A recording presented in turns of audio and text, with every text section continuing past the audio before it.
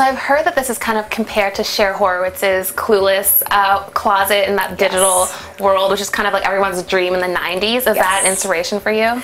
It's funny, when we first launched, because I don't have a tech background, my co-founder and our CEO doesn't have a technical background, we were very wary of calling it the Clueless Closet. And that really wasn't the intention behind the app. We just wanted to increase productivity for women and save them time. But then so many people started calling it the Clueless Closet, and it allowed people to understand what we did so quickly and easily that we just owned it. We're like, okay, heck yeah, we're the Clueless Closet. And I think now people can instantly connect to what that means to them. And again, like you said, in the 90s, it was everyone's dream. So to create a dream for people is very exciting. So basically what you do when you think about your music library, we have our music on our phone, but before we had that, we just had albums and albums of CDs. It's very similar to our closet. We have clothing that we'll never wear. Women only wear 20% of their wardrobe, but you can't actually see it when you're on the go. You can't pack from it. You can't plan for events, for date night, for whatever it may be. So we basically digitize your entire wardrobe automatically, so you have to do nothing. And we thought that was a really big deal. We launched a year ago. We were very proud of it. We got our first patent. And then our users basically said to us, okay, cool, yeah, that's awesome, but now I want you to style me.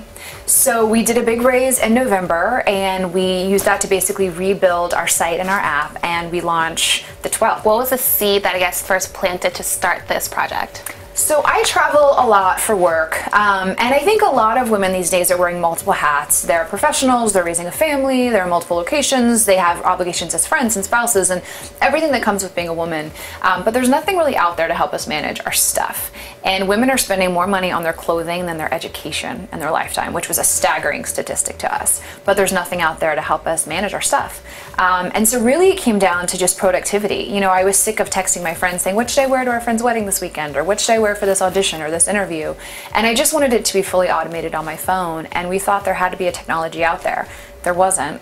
So we built it. For you, you have 2 kids. Like, how does it come into play for you on a day-to-day basis? Do you plan ahead of time? Like, do you just wake up in the morning and look at the app?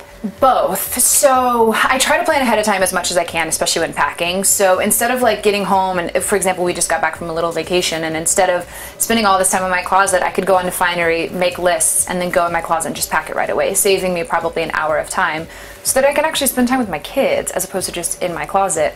But a really cool thing that we have on those days where you feel like you have nothing to wear, which so many of us have, you wake up, you look at your wardrobe, you click any item, and then we give you inspiration. So we basically, our users told us they were searching Instagram and Pinterest for styling ideas. Well, we took all of that, aggregated it into one platform. So you get up, you click on your striped dress, you see styling ideas for that. So again, it's just mindless. It saves you time. You're not worrying about what to wear. And again, you're not going out and making impulse purchases. You started off as a model, and then now you're into acting, and now you're into tech. Yeah. Was it a big leap for you to take that leap from acting into the tech industry?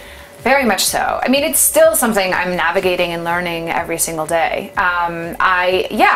There's been a huge learning curve, but the cool thing about technology, and specifically women in tech, is that everyone's really supportive of one another. And so we had a bunch of cold calls before we even launched, when we were still in beta a year ago, and we reached out to all these incredible founders and just asked them for their advice. And then when we were raising, asked them for their feedback on our deck, asked them to make connections to VCs, how do we pitch, and all of them just helped without question. And at that time, again, we were brand new. We had nothing to offer in return.